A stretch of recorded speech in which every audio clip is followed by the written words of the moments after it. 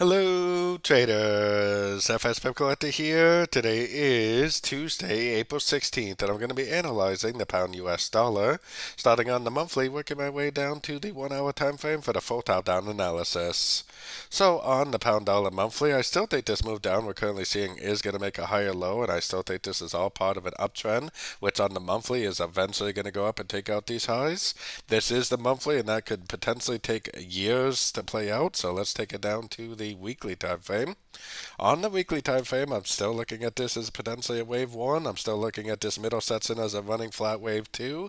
If that's the case, and this is a 1 of 3, this is still a 2 of 3, like a 1 and a 2. And I do think it is likely to make a higher low, and go up for that wave 3, just like what I've been showing on the monthly time frame.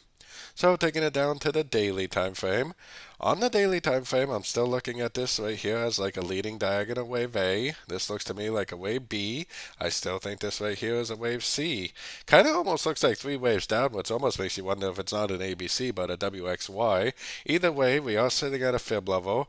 Looking at the dollar index, I'm not really convinced it's just going to turn up like that. Maybe it's more likely to make like a 4 or 5. Then maybe it could even push past the 50 to the 61.8.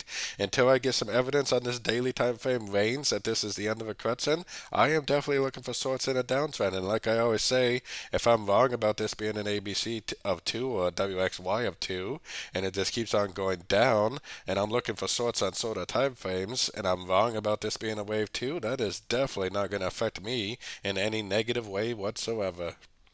So going down to the 4 hour time frame. On the 4 hour time frame, it kind of looks like this last section of trend right here is probably over. We got a little bit of a reaction at the 50%. I do think there's a pretty good chance this is going to go up. Probably even take out these highs right here.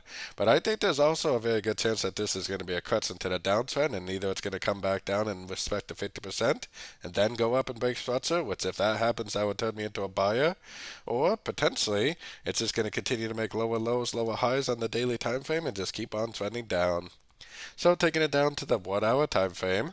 On the 1 hour time frame, like I said, it does look to me like it could go up. I would have to, even if I was scalping, I would have to at least see the break of this structure to at least prove to myself that this is over. Because until it at least breaks this structure, I mean, it could always make a lower high and just keep on going down, which is why I never really trade against a trend.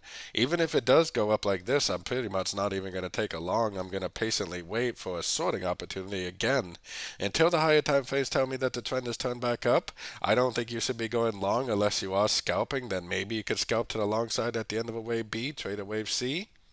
But like I was saying, I think there's a good chance that this is going to be an ABC of wave 4, most likely, or it's just a subdivision of a much bigger uptrend. Either way, I'm definitely still looking for sorts at the end of 3-way pullbacks.